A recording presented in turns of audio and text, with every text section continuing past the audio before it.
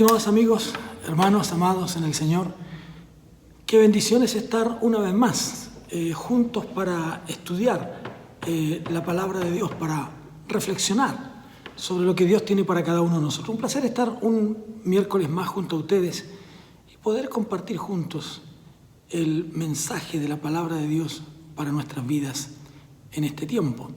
Les invito a que podamos orar y de esa manera demos inicio a nuestro estudio de esta noche y podamos de esa manera comprender lo que Dios tiene para cada uno de nosotros. Que la gracia, que el amor, que la bendición de Dios sea siempre con cada uno de ustedes. Oremos al Señor. Padre, en el nombre de Jesús te rogamos que tu Santo Espíritu, Señor, nos ayude a orientar nuestra vida, nuestros pensamientos, siempre basados en tu palabra. Pero, Señor, yo te ruego que en esta hora, al acercarnos a tu palabra, lo hagamos, Señor, con sabiduría, buscando la inspiración, la dirección de tu Espíritu Santo. Que tu Espíritu Santo pueda guiarnos, que tu Espíritu Santo, Señor, pueda conducir nuestra vida de tal forma que podamos comprender con tranquilidad, Señor, lo que tu palabra tiene para nosotros. Gracias por tu presencia hoy aquí, gracias por tu presencia hoy, Señor, en medio nuestro, y que al estar aquí podamos sentir la gracia preciosa de tu amor. Muchas gracias en el nombre de Jesús. Amén. Amén.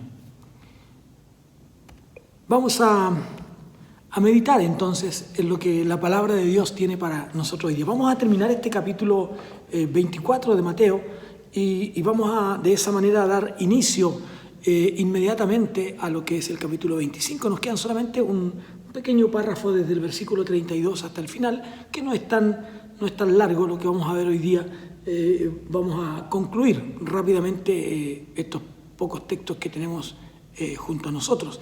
Fíjense que en esta sección del texto de Mateo hay dos enfoques, dos direcciones en las que nosotros debemos mirar.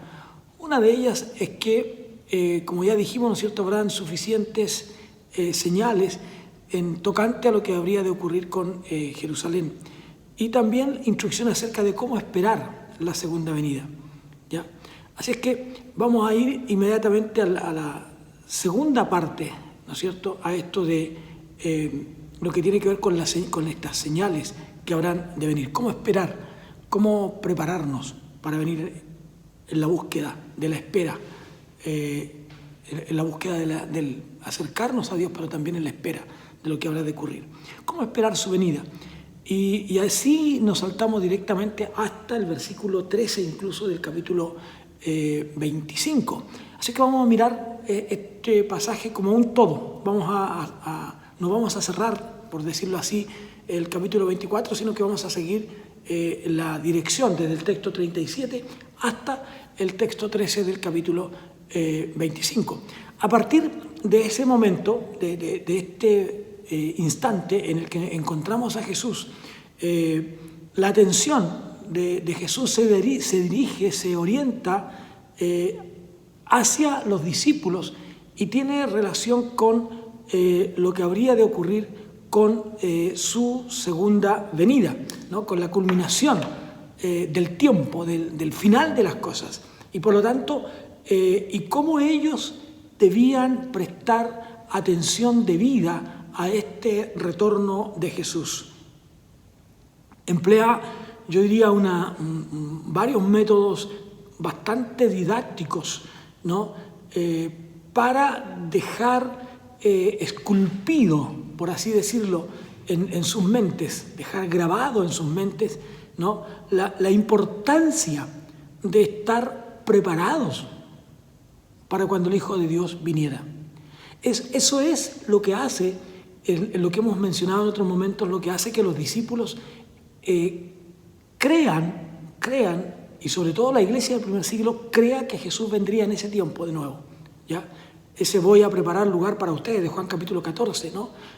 Voy a preparar un lugar para ustedes, para que donde yo estoy, ustedes también estén. Pareciera ser, desde esta perspectiva, un hecho de la hora, un hecho del aquí, del este momento. Y eso entonces es lo que provoca esa expectativa en Jesús, sobre todo a través de estos medios muy prácticos, diríamos, ¿no es cierto?, o didácticos, como dije recién. Así es que ellos debían estar preparados para este retorno de Jesús. Y en este párrafo, ¿no? Jesús emplea a lo menos 3 términos en relación a esta segunda venida. Y él dice aquel día y hora, ¿no? Como dice el texto 36, y luego habla y dice la venida del Hijo del Hombre, la venida del Hijo del Hombre.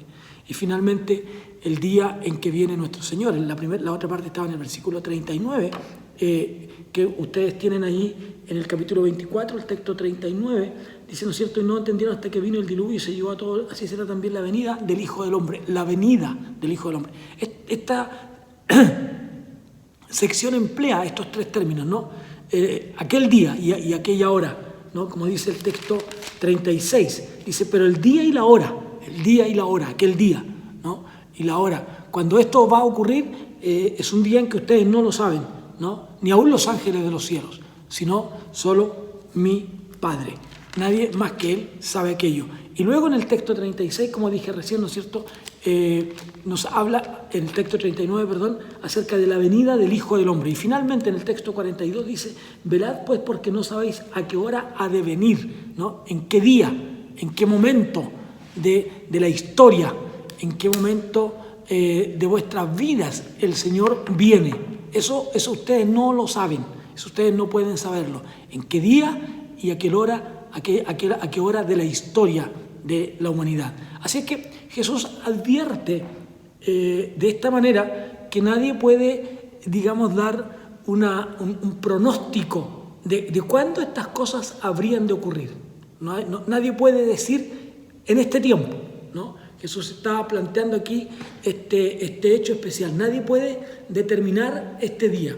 Y esto es en razón también de lo que habrían de preguntar o como habría de ocurrir después también. ¿Restaurarás el reino de Israel en este tiempo?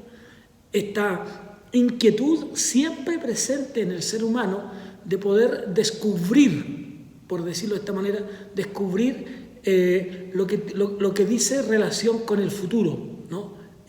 ¿Ocurrirán estas cosas en ese tiempo? ¿En qué tiempo vendrá? ¿Qué señales habrá? ¿Cómo podremos darnos cuenta de esto? ¿No? ¿Cómo podremos saber que esto va a pasar? ¿Cómo podremos entender que esto va así?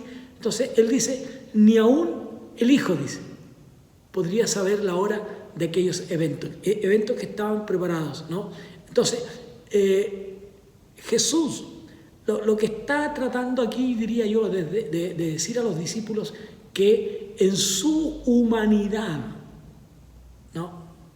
Hagamos la diferencia, en su humanidad, ¿no es cierto?, desde el momento en que Él se despojó a sí mismo, ¿no? Esta humanidad de Jesús, cuando Él se despojó a sí mismo y se hizo obediente hasta la muerte, y muerte de cruz, ¿no es cierto?, como dice Filipenses, ¿no? Entonces, su humanidad siendo una realidad concreta, ¿no? Su humanidad siendo una realidad concreta no le permite saber aquel tiempo, pero recordamos que Jesús era también el Padre. Así es que tengan cuidado en lo que va a decir Jesús, porque muchos pretenderán engañarlos, muchos pretenderán contarles alguna historia en este tiempo y esa historia no será cierta, no será real. Y luego en los textos 37 al 41, que yo quiero compartir con ustedes, dice lo siguiente, y que algunas de las cosas que ya mencioné están allí.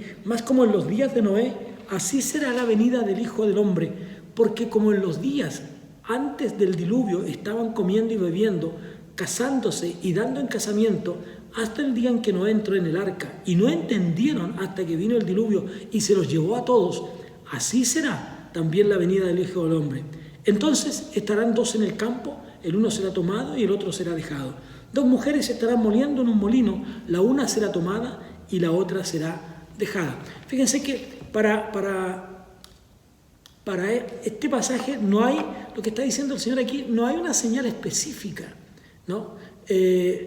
Nadie puede leer con tanta claridad como el Padre, ¿no es cierto?, lo que habría de acontecer. Por lo tanto, habría que estar atento a los acontecimientos. Como yo he dicho en algunos otros momentos, habría que saber leer los tiempos y en oración y en dedicación a Dios, entender que la venida del Señor está cerca. Porque cuando todas estas cosas ocurran, dice el texto, aún no será el fin. Así es que esto es como el caso de Noé. Dice, ¿no? El caso de Noé. Noé que predicaba y predicaba durante 120 años. El Señor viene. Muchos no creyeron a Noé. Muchos no comprendieron. No entendieron. Pasaron algunas generaciones. En 120 años, hermanos míos, pasan algunas generaciones, ¿no? Y no vino. Entonces, sin embargo, de pronto, cuando menos lo esperaban, el diluvio cayó de manera inesperada. El diluvio vino sobre la gente. ¿En qué momento? Cuando la gente estaba viviendo su rutinaria vida, cuando la gente estaba viviendo como ellos pensaban que tenía que ser, que no habría ningún apuro, que no habría nada que pudiera entorpecer, como nuestra sociedad hoy día, que si bien es cierto se ha visto trastocada por esta enfermedad, ¿no es cierto?, por este virus que ha venido a contaminar el mundo en este tiempo, aún así no hay posibilidad de poder entender lo que está pasando. Pero en esta rutinaria vida que nosotros estamos viviendo hoy día, en esta vida cómoda, tranquila que la sociedad vive a pesar del diluvio, sin embargo, esto está ocurriendo allí también. Así que así viene el diluvio. Luego describe dos casos que uno podría llamar, ¿no es cierto?, uno en cómo será la venida del Señor, la parusía, ¿no? ¿Cómo será la parusía? Totalmente inesperada, ¿no? Y en ese momento se produce, ¿no es cierto?, en esta parusía, en este retorno, en esta venida, en este regreso del Señor, se produce esta separación, ¿ya? Los justos serán tomados para un lado y los injustos serán dejados. Esto va a ocurrir. Así es que el discípulo de Cristo, el creyente, el Hijo de Dios, está entre esta tensión que se produce, ¿no es cierto? Esta tensión. Saber que el Señor vuelve, pero no saber cuándo. ¿Ya? Saber que Jesús viene, pero no saber cuándo. Entonces, eso motiva, ¿no es cierto?, a lo que nos revelan los textos siguientes del pasaje bíblico, de estar atentos, de estar vigilantes, de estar velando y de estar preparados. Esto es como un viaje, ¿no? Es decir, es como cuando usted programa sus vacaciones y le dice a sus hijos, vamos a salir, y tal vez cuando están muy pequeños ellos no saben distinguir los tiempos, ellos saben que van a salir, pero no saben exactamente en qué momento. Y eso produce esta tensión entre saber una cosa y desconocer la otra, produce esta tensión. Eso es lo que pasa en los hijos del Señor. Ahora aquí es donde se producen dos ilustraciones bastante interesantes. Versículos 42 al 51. Dice, velad pues porque no sabéis a qué hora ha de venir vuestro Señor. Pero sabed esto, que si el padre de familia supiese a qué hora el ladrón habría de venir, velaría y no dejaría minar su casa. Por tanto también vosotros estad preparados, porque el Hijo del Hombre vendrá a la hora que no pensáis. ¿Quién es pues el siervo fiel y prudente al cual puso su Señor sobre su casa para que les dé el alimento a tiempo? Bienaventurado aquel siervo a cual cuando su Señor venga le halle haciendo así. De cierto os digo que sobre todos sus bienes le pondrá, ¿no? Pero si aquel siervo malo dijera en su corazón, mi Señor tarda en venir, y comenzare a golpear a sus consiervos y aún a comer y a beber con los borrachos, vendrá el Señor de aquel siervo, ¿no? Vendrá el Señor de aquel siervo y a la hora que no espera y que no sabe, y lo castigará duramente y pondrá su parte con los hipócritas. Allí será el lloro y el crujir de dientes. Aquí encontramos estas dos ilustraciones que nos ayudan a entender mejor esta parte, este hecho maravilloso, ¿no? Y describe lo que ocurre con un dueño de casa, un dueño de casa que no toma las medidas, digamos, adecuadas, ¿no? Entonces, si Jesús, si lo pensáramos en nuestro tiempo, si Jesús viniera, hubiera dicho este mismo mensaje para nosotros, habría dicho, mire, esto es como el dueño de casa que tiene que preocuparse de la seguridad de sus casas y poner reja en sus ventanas, poner cerraduras fuertes en las puertas, ¿no es cierto? Incluso dejando a alguien de guardia las 24 horas del día, ¿no? Para que no entre un ladrón. Es decir, se prepara para aquel evento. Hoy día eso ocurre en nuestra sociedad. Nuestro mundo es un mundo tan débil, ¿no? La gente se siente tan desprotegido que no tiene confianza en que pueda ser defendido por las autoridades, que va encerrándose en su mundo, en su casa, ¿no? Y coloca rejas, y coloca alarmas, y coloca a veces electricidad en algunas casas, en los cercos, en la parte alta, etc. ¿Por qué? Porque está preocupada de que no le roben. Ahora con esto de los condominios, por ejemplo, ¿cierto? Hay un guardia en la entrada, hay un conserje que no permite la entrada de cualquier persona, etc. Eso hacen los dueños de casa y la gente paga por eso, ¿no? Eso tiene un costo y la gente tiene que pagarlo. Así entonces nos da esta idea, ¿no? Poner cuántos de nosotros tenemos que hacer aquello o tendríamos que hacer aquello. Entonces, si no, producirá eso pérdida, ¿no? La gente se siente tan frágil, tan vulnerable hoy día, ¿no? Que por lo tanto busca con qué cosas poder sentirse más seguro. Aún en los vehículos hay seguros, hay alarmas, hay GPS, hay toda una estrategia para prevenir los robos, los atentados, ¿no? Etcétera. Todo eso está dentro del consciente humano hoy día. Entonces, un padre preocupado se inquieta, se preocupa, se ocupa por cada una de esas cosas. Y la segunda cosa tiene que ver con esta advertencia hacia los súbditos de un reino, ¿no es cierto?, cuando habría de venir el rey y que deberían vivir correctamente, haciendo las cosas bien, con el propósito de agradar a su Señor cuando Él venga, ¿no? Estar preparados para cuando su Señor venga. Aquí Jesús está haciendo tal vez una advertencia a los líderes religiosos, ¿no? Que como mayordomos de los tesoros de la enseñanza, de la instrucción de la palabra de Dios, no pueden descuidarse, porque algún día su Señor va a venir a preguntarles ¿cómo es que hicieron aquello? ¿Cómo es que realizaron su tarea de guardas, ¿no? de transmitidores de la palabra de Dios? ¿Cómo es que hicieron ese trabajo, ¿no? Así es que esa es la idea de Jesús aquí, plantearles aquello. Ellos son responsables de eso. Entonces, si estos guardadores de la palabra de Dios se ponen a especular, se ponen ¿no es cierto?, a leer tiempos de manera equivocada y a descuidar su quehacer y a dar anuncios equivocados, como decíamos la semana pasada, ¿no es cierto?, se empieza a tocar una trompeta, aquí está, ahí está el Mesías, ahí viene, ¿no? Cuando empiezan a ocurrir esas cosas, el Señor pedirá cuentas a ellos, el Señor les pedirá cuenta, ¿no? El texto 45 habla de ser fiel, ¿no? Es decir, ser fiel a aquel que lo llamó, ¿no? Fiel en obediencia, ¿no? Fidelidad, prudente, ¿no? Una persona que es justa, que es juicioso y que mira dónde va a colocar su pie, digamos, ¿cierto? Que pone atención en las cosas en las que está haciendo.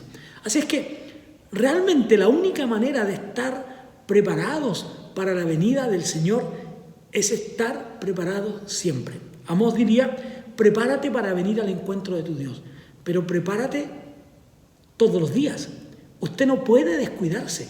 Nosotros no podemos descuidarnos, no podemos decir, total, el Señor tarda su venida, porque a la hora que usted no piense, el Señor llegará, como en los días de Noé, como el ladrón que vendrá a robar una casa. Usted no puede descuidarse, usted no puede dejar de prestar atención adecuada a ese hecho, porque el día que eso pase será tal vez cuando el Señor venga.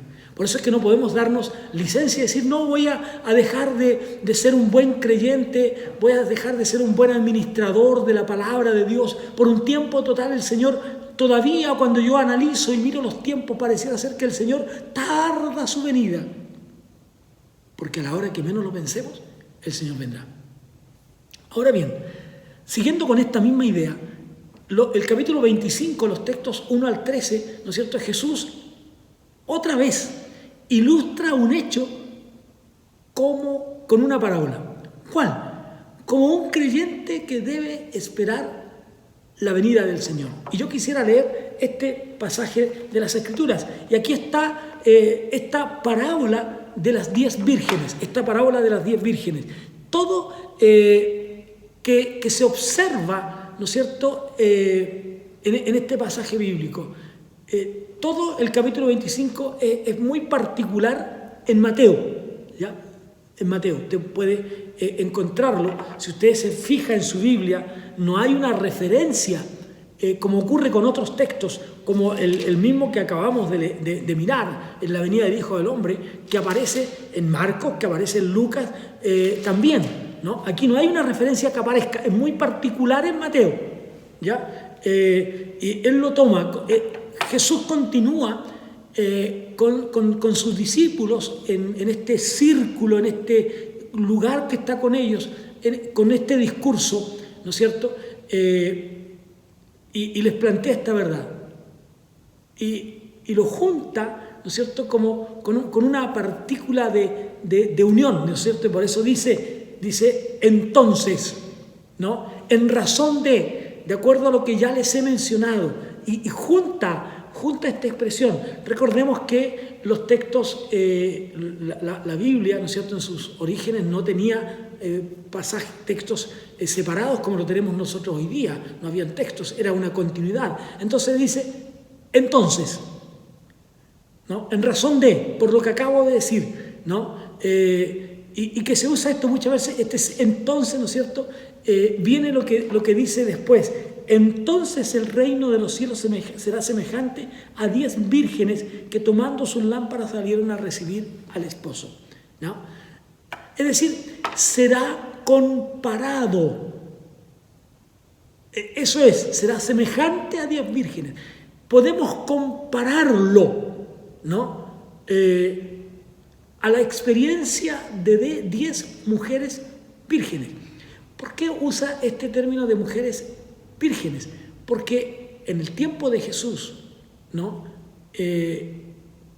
y hasta hace algunas cuantas décadas, ¿no es cierto?, en nuestro mundo, la virginidad era, en las doncellas, era algo realmente importante, ¿no? Esto se ha perdido en el tiempo, esto se ha acabado en el tiempo muchas veces. Hoy día no es así en nuestra sociedad. Nuestra sociedad ha perdido estos valores, pero la verdad central de esta parábola está en este hecho de, como dije recién, de estar 100% preparados para el regreso del Señor. Entonces podemos compararlo a 10 vírgenes, ¿no? Estar siempre atentos.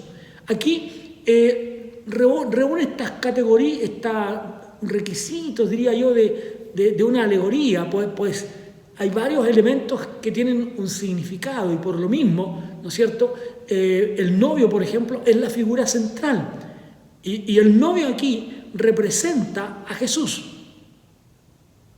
Y aunque algunos manuscritos más antiguos agregan, ¿no es cierto?, y a la novia, ¿no es cierto?, y a la novia, pero aquí habla del novio, el novio, ¿no? Entonces, es probable que se trate eso de a la novia al final del texto, podría ser que se trate de un agregado. Pero aquí están las 10 vírgenes que también representan ahora a la gente que espera la parusía.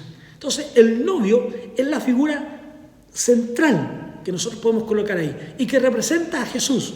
Jesús es el novio, el que viene por su iglesia, ¿no?, para llevarlo, como diría Apocalipsis, a las bodas del Cordero, a esta unión celestial, ¿no?, del esposo con la esposa, ¿no es cierto?, del novio con su novia, a este encuentro de disfrute, ¿no es cierto?, de gozo, de regocijo, donde se gozan los invitados a las bodas.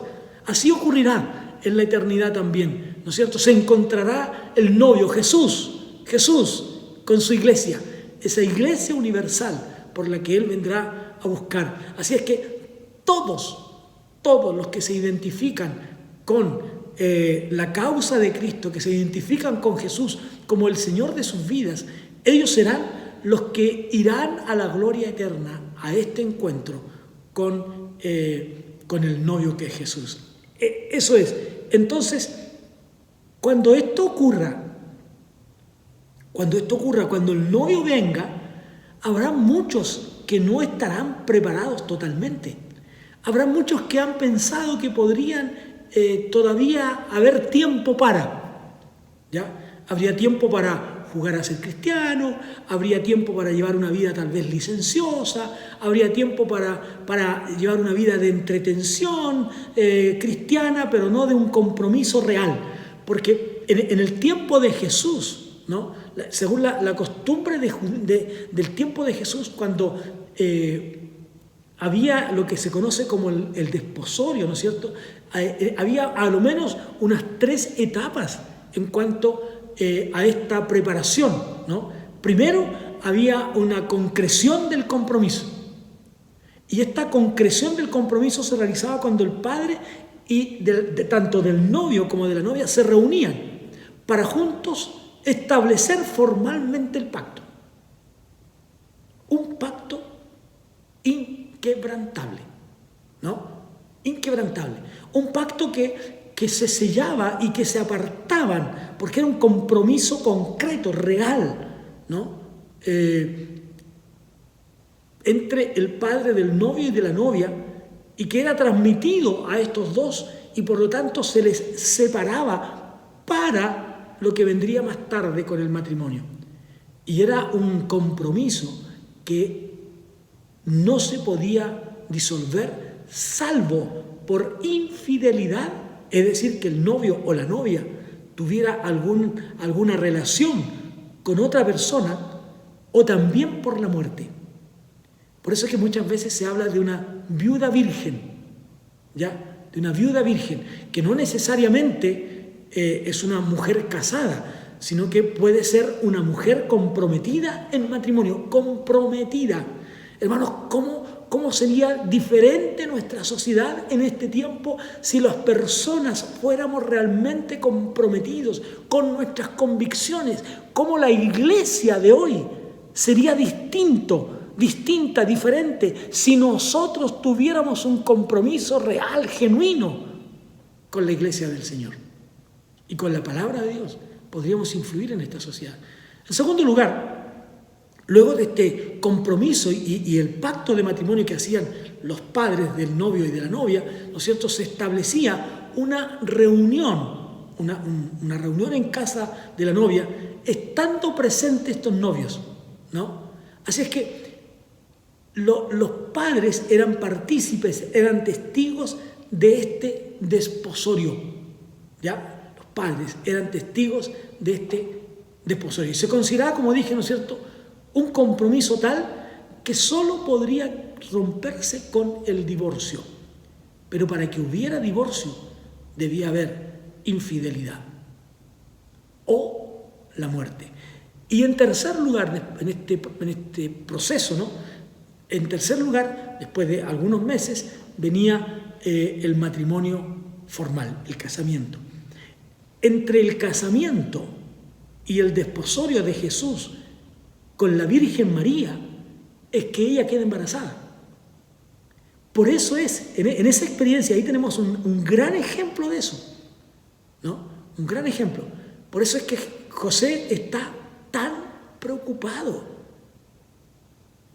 E incluso, diría yo, fíjese, hasta decepcionado en primera instancia, mientras el ángel no le haya revelado lo que le dijo después, que no se preocupara, que estuviera tranquilo, que su mujer no lo había engañado, sino que lo que había dentro de ella era obra única, exclusiva del Espíritu Santo. Entonces, que él no se preocupara de eso. Hasta antes de eso, yo creo que José estaba incluso defraudado. Y era natural pensarlo, ¿no? Era lógico, diría yo también, pensarlo. Por eso es que ahí estaba el gran problema. Y Jesús, temiendo que la Virgen María pudiera ser muerta a pedradas, es que Él quiere dejarla en secreto. Esa es la razón por la que José quiere dejarlo en secreto. Entonces, después del desposorio de algunos meses, venía este casamiento, que el novio, acompañado por sus amigos, hay toda una ceremonia muy interesante, ¿no es cierto?, como ocurre hoy día cuando se preparan los matrimonios también, ¿no? El novio iba en esta fiesta a buscar a la novia a la casa de su padre y la traía de vuelta en una procesión. Y fíjense que aquí se ve de manera tan especial el texto de dejará el hombre a su padre y a su madre y se unirá a su mujer. ¿Ya? Y eso ocurría en este matrimonio judío, ¿ya? Ocurría, el novio iba con sus amigos a buscar a su novia a la casa de su suegro, digamos, ¿no? Y la traía a su casa, en una procesión, en una fiesta, donde los amigos estaban alegres, donde los amigos compartían y se realizaba una gran fiesta. Eso es lo que dice Jesús, ¿no? Entonces, aquí está, el novio viene a buscar a su novia. Ahora, Jesús usa este contraste entre los insensatos y los prudentes. O como dice en el Sermón del Monte, estaban los que oían y obedecían la palabra del Señor. Oían y obedecían. Mientras que por otro lado estaban los que solamente oían. Y algunas veces sí, es verdad, nosotros vamos a encontrarnos con gente que solo escucha, pero no practica. Por eso que yo creo que un discípulo de Jesús, no solo es aquel que ha oído de Cristo, es más, no solo aquel que dice que cree en Cristo, como dice también la palabra del Señor, ¿no? Si tú dices que crees, está bien, pero también los demonios creen. Entonces, el discípulo de Jesús no es solo aquel que escucha, no es solo aquel que dice creer, sino es aquel que tiene un compromiso serio, responsable con su creencia, con su fe y con el Señor, con el Dios que es objeto de esa fe. ¿Ya? Entonces, esta parábola, ¿no es cierto?, que están juntas las vírgenes aquí, pero se produce, conviven juntas, como ocurre muchas veces entre los creyentes y los que dicen creer, conviven juntos, incluso pueden estar en el templo y adorar y cantar y bendecir el nombre de Dios, pero no hay un compromiso. Estos crecen juntos, como el trigo y la cizaña, crecen juntos, pero llegará el momento en que se revelará cuál es trigo y cuál es cizaña. Como aquí, se revelará en el tiempo quienes estaban preparados, ¿no? Pero, sin embargo, estos otros que no se prepararon, no tomaron las medidas necesarias para enfrentar cualquier eventualidad. En cambio, las prudentes, ¿no? Esta comparación que podemos hacer, las prudentes, en la iglesia del Señor, hermanos, pasa eso. La iglesia está compuesta por personas que realmente están comprometidas con su fe y con Jesús, con el objeto de su fe. Están comprometidas y lo aman y le sirven y procuran hacer una vida agradable y se esfuerzan y luchan cada día para que la vida que ellos llevan sea una vida agradable a Dios. No agradable a ellos, no agradable a nosotros, sino agradable a Dios. ¿Ya? Sin embargo, hay otro grupo y que no, permítanme la expresión, que es muy probable que juegan a ser cristianos. No están preparados ante esa eventualidad, no están listos. Por lo tanto, cuando ocurra la llegada, ¿no? Cuando ya los indicios están siendo como en el día de Noé. Como en el día de Noé. Que se dice que, ¿no es cierto?, el Señor enviará sobre este lugar una lluvia grande, caerá mucha agua, pero aquí no va a llover nunca. Pero cuando el diluvio vino, la gente comenzó a llamar a Noé y a decirle, ahora sí creemos, pero ya era tarde. Ya la puerta está cerrada. Por tanto, ¿qué es lo que dice el versículo 5 de este texto? Velar. Fíjense lo que dice el versículo 5 del capítulo 25, texto 13. Y tardándose el esposo cabecearon y se durmieron, ¿no? Así es que aquí está el propósito de estar atentos. No hay que dormirse, hay que estar vigilantes, hay que estar listos para creer. El hecho de estar preparados. Uno no puede darse tiempo para dormir, para descansar. Pero también aquí lo que encontramos es que hay un hecho muy interesante también aquí, ¿no? Es que la reiteración de que la salvación no es colectiva y de que no es transferible, ¿no? Porque aquí dice que estaban pidiendo, danos de vuestro aceite. Eso no se puede. ¿No? El aceite aquí, ¿no es cierto?, podemos usarlo simplemente como un estado de preparación, de estar listos. Generalmente en las casas habían estas lámparas en unas vasijas que se colocaba aceite dentro y se encendían y con eso alumbraban, ¿no? Y que generalmente estaban en una altura mayor de la que la persona estaba para poder alumbrar toda la casa. Pero para no quedarse sin luz, vamos a decir, ¿no es cierto?, había que mantener estas lámparas durante el día, había que prepararlas para que cuando llegara la noche pudieran ser encendidas sin pasar malos ratos. Así es que aquí estaba la salvación como un hecho personal e intransferible, ¿no? No podemos transferir la salvación.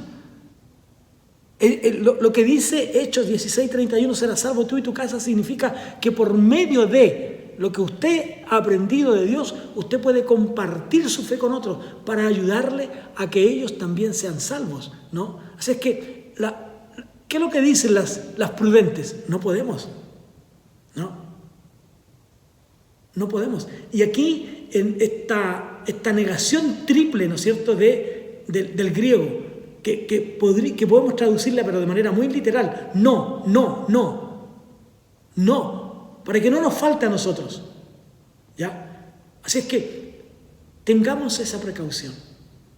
Tomemos esa precaución de que no nos falte también a nosotros. Luego los versículos 14 al 30 nos habla de la parábola de los talentos. Continúa aquí el tema de la parucía, que tiene relación con este estar velando y haciendo la voluntad de Dios, ¿no? Esta parábola es muy semejante a la parábola que plantea Lucas, la parábola de las 10 minas. En muchos de los puntos son muy similares una con la otra. Incluso algunos llegan a pensar, ¿no?, y a opinar que sea la misma parábola, la de las 10 minas y la de los talentos. Sin embargo, las circunstancias son diferentes, ¿ya? Y algunos detalles también no son tan exactos como aparecen una en la otra. Por tanto, llegamos a la conclusión de que son distintas, no es la misma parábola. Ahora, fíjense ustedes que el versículo 14 dice lo siguiente. Comienza así. ¿Por qué? Porque el reino de Dios, ¿no?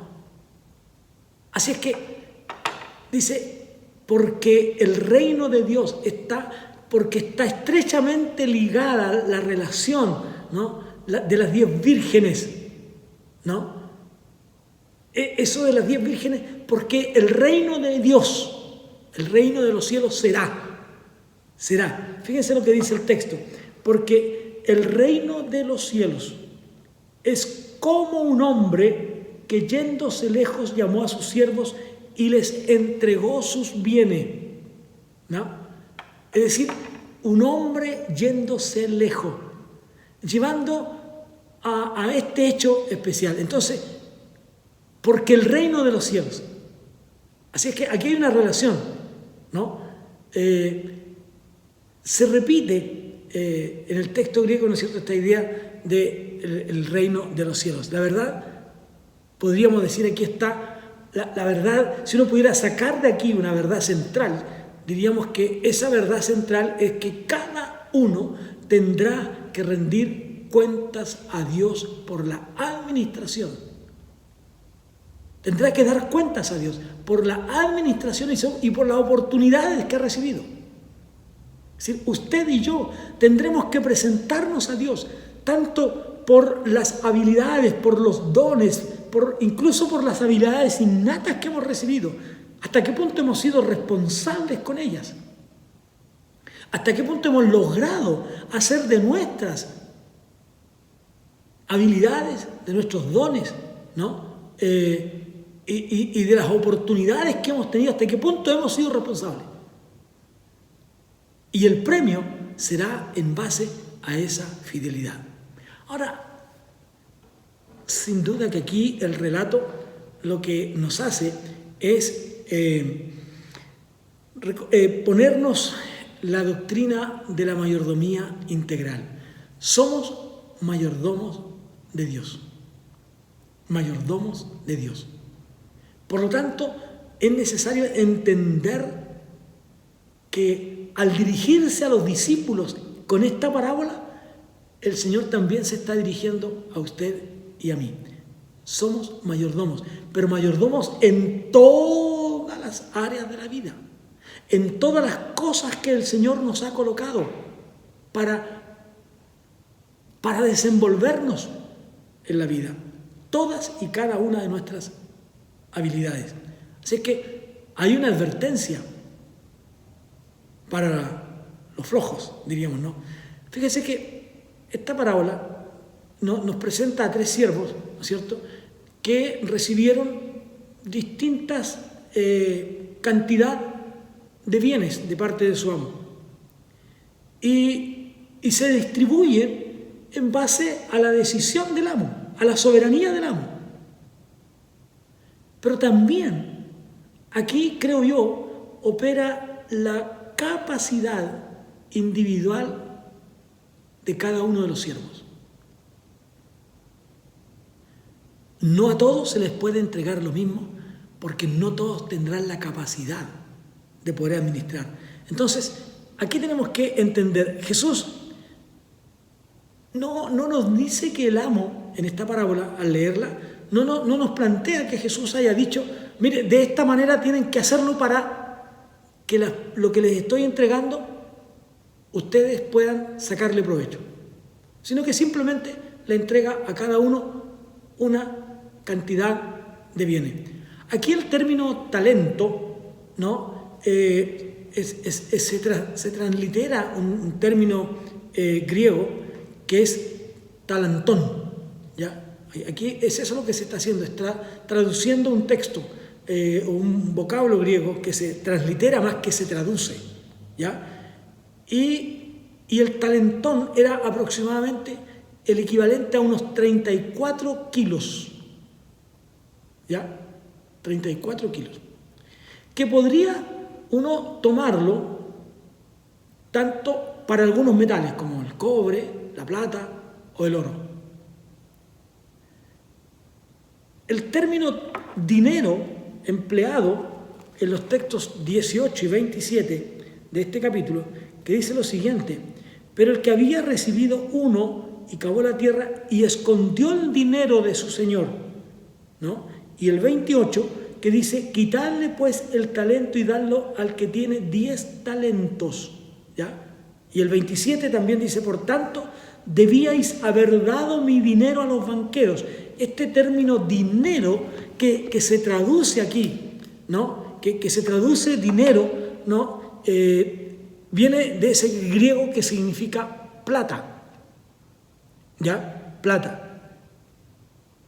Indicando tal vez, podríamos traducir que esto significaba 34 kilos de plata. Si sumamos esto por los 5, es realmente un tesoro. Realmente un tesoro. ¿No? En un documental, en un programa de televisión hace algunos días, pude apreciar un programa que hablaba de buscadores de oro en Alaska, ¿no? Y 25 kilos de oro eran varios millones de dólares. Millones de dólares.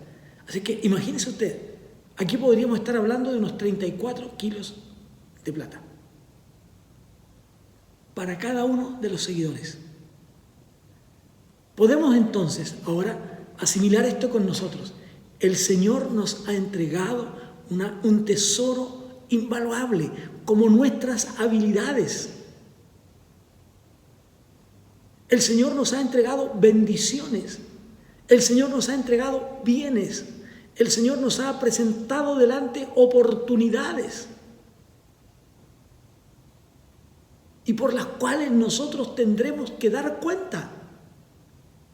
Son verdaderos tesoros. Lo que usted sabe hacer, su habilidad innata, como llamamos, ¿no es cierto?, con aquella que usted nace, es un tesoro que otro no tiene. Por ejemplo, algunos nacen con la habilidad innata de cantar, por ejemplo. Es parte de su vida. Eso es un tesoro. Y así otros podrían tener otras habilidades. Pero algún día tendremos que rendir cuentas. Somos responsables de eso. Cada uno de nosotros tenemos habilidades. Cada uno de los creyentes, dice la palabra del Señor, que el Espíritu Santo ha repartido dones. Nos ha entregado dones. Y por lo tanto, cada uno de nosotros somos responsables de esos dones. Y para nuestra vida y el beneficio de otros, son realmente tesoros. Ahora, cuando el Señor regresa, recompensa a los fieles por lo menos de 3 maneras, ¿no? Recompensa a estos siervos fieles. Primero, se presenta de buena forma, ¿no? Cuando Él dice, bien, bien, buen siervo y fiel. Bien, qué bueno. Qué bien has hecho. Bien, bien, lo has hecho muy bien, ¿no? Eso significa el agrado, la aprobación de Dios. Esta aprobación que el amo manifestó cuando usted realiza sus dones espirituales, cuando usted usa lo que el Señor le ha dado, sus bienes, lo que usted tiene para servir al Señor. Dios dice, bien, bien, buen siervo y fiel. Lo has hecho bien. Bien. Bien, buen siervo, ¿no? Siervo bueno y fiel, ¿no? Generoso. Has hecho lo correcto, has procedido de buena manera. Lo has hecho bien. En segundo lugar, esta recompensa fíjense ustedes que es interesante. La recompensa no se produce en términos de ahora descansa, ¿no? Ahora descansa. Sino en una oportunidad de un mayor servicio a Dios, ¿no? De una mayor responsabilidad. La recompensa no está en razón del descanso. Si esto lo tomamos y lo miramos a la luz de nuestra experiencia en la eternidad, ¿no? Cuando usted se presente ante Dios y cuando yo me presente ante Dios, Él dirá, bien, bien, buen siervo, lo hiciste bien. Ahora, tienes una mayor responsabilidad porque podrás estar al servicio de tu Dios por siempre. Podrás estar al servicio de tu Dios. No es para, perdónenme la expresión, pero no es para ir a haraganear en el cielo. No vamos a ir a ser vagos en el cielo. Vamos a estar para servir a nuestro Dios, adorarlo bien, buen siervo y fiel, buen siervo, bueno, ¿no? Lo has hecho bien, sobre poco has sido fiel, sobre mucho te pondré, bien, qué lindo eso. Qué lindo es saber que vamos al cielo no a descansar, vamos a adorar, pero en otra dimensión ahora. En otra dimensión, ¿no? Así es que tenemos que hacerlo así. Y en tercer lugar, dice, entra en el gozo de su Señor. ¡Qué bendición! Entra en el gozo de tu Señor. Ahora fíjense, pero hay uno de estos siervos que en lugar de negociar con este talento único que recibió, de acuerdo a sus propias capacidades, 34 kilos de plata, un tesoro, ¿no? Pero lo enterró en un lugar secreto y seguro. Lo enterró, ¿no? Lo dejó allí, lo guardó, no lo usó, no trabajó. Pero cuando regresó, le dice a su Señor, aquí está lo que me diste. 34 kilos de plata me diste, 34 kilos te devuelvo. No produjo ganancias. Por lo tanto, fue condenado. Siervo malo, siervo negligente, siervo flojo, perezoso, haragán, inútil, siervo malo. Hiciste lo incorrecto, hiciste todo lo contrario. Pero este siervo negligente intentó explicar por qué él había actuado así. Y valga la pena decir aquí que siempre los seres humanos tenemos una explicación para todo. Pero él intenta explicarlo. Y dice lo siguiente. Él dijo que su amo era un hombre duro e injusto. Mire lo que dice el texto. Vamos a mirarlo, ¿no? Porque es importante y ya vamos terminando con esto, ¿no? Siervo malo, le dijo su Señor, ¿no? Siervo malo. Él dice, pero llegando también el que había recibido un talento, dijo, Señor, te conocía que eres hombre duro, que ciegas donde no sembraste y recoges donde no esparciste. Tú eres un siervo duro. Lo acusa aquí. Tú eres un patrón malo, ¿no?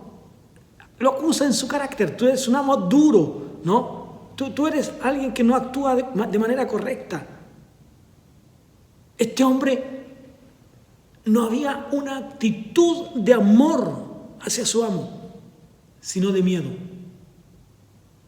Por lo tanto, su motivación para esconder su talento es esconder, para guardarlo, enterrarlo.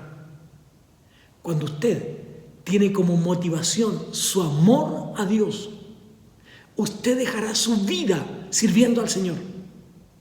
No habrá nada que desvíe su atención de su propósito último, adorar a Dios.